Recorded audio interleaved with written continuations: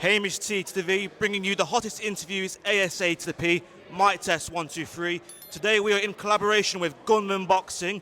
I'm here with the champ, Troy Jones. How are you feeling, champ? You're here in Nottingham. You've been training the youths today, obviously, and you got your fight against Ezra Taylor here in Nottingham as well on May 10th. How are you feeling? Feeling great, mate. Feeling great. Camp's coming to an end now.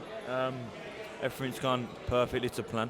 Just get the finishing touches ready, but feeling good, feeling ready to go. As everyone will say this week, all the hard work's been done, do you know what I mean? So the next thing I'm ready to just do the job Saturday and get the last bit, a little week right, and then we'll go to work. Yeah. Fantastic stuff. You're looking in good shape as well. You're in good shape. I'm sure you've been eating well as well. Yeah. So obviously you defended your title back in November, your English light heavyweight title.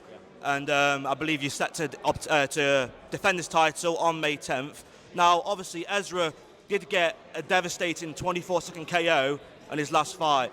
What's your thoughts on that? Does that give any worries, or does that add more fire to the tank to make sure that you have to win this fight? A 24-second knockout on someone who come in on 3 days' notice, 4 days' notice, flew in from abroad, probably ain't been training. Listen, yeah, that ain't me.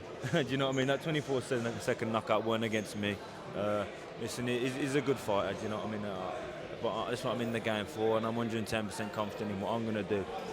That would never happen to me. So people will see next week what I'm about, and I'm going to bring everything I've got, and I'm confident that's been more than enough.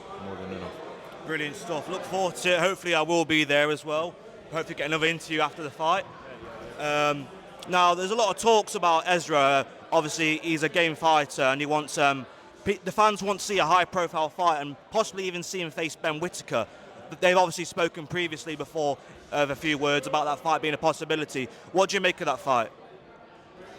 I think it's a good fight, but listen, you got to talk about me in them fights after this. So I think of that fight. I think it's irrelevant to me, that fight. More fights about me. Do you know what I mean? So after this fight, they're going to be talking about me, bro. That's what's going to happen.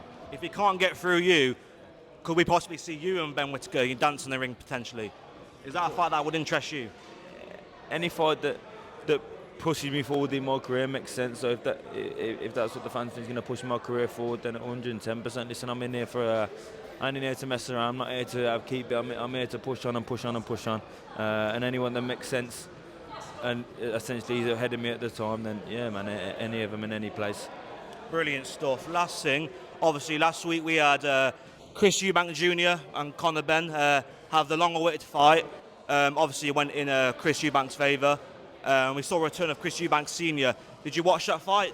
What was your thoughts on that? Of course, watched the fight. I was surprised a bit about Ben's toughness and gameness. You know what I mean? But I think it was a bit of a two-way thing with Eubank coming down, looked a bit weak and drained from round one. Ben waiting up strong. So I think it was a bit of a catch-22 between the two of them. But I was surprised how tough Ben was and how game he was for the whole 12 rounds. I knew Eubank had that in him. I personally didn't think it was that close. I thought Eubank probably won 9 rounds to 3, 8 rounds to 4. I thought he was landing the cleaner work. Ben landed some big shots on a lot of the rounds, but 1 or 2, 3 shots don't win the round. You know what I mean? Boxing doesn't. Boxing won that thing. But I was surprised at how tough and game Ben was for the 12 rounds, and I think when he goes back down the way, people won't be rushing to fight him off that performance, you know what I mean? Do you think Eubank was more the technical boxer and Ben was a bit more the aggressive fighter?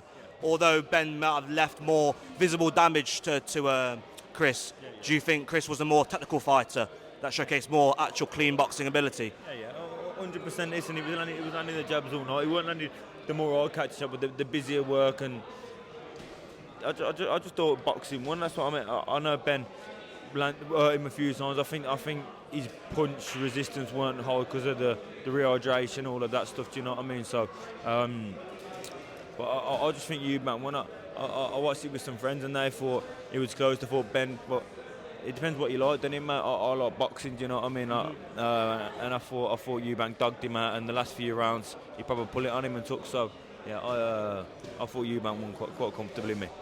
Yeah, Eubank definitely did show up in that last round. It was I was biting my nails. I was like, damn, this is the fight. It was giving off Rocky Balboa, Ivan Drago vibe it was, you know. They lived up to the hype with their dads, didn't they? They lived up to the offer. I think the last few rounds, he threw like 120, 200 punches, 100 in the last few rounds. And considering how much people are saying he's struggling to make the man, he visibly looked like he did struggle a bit.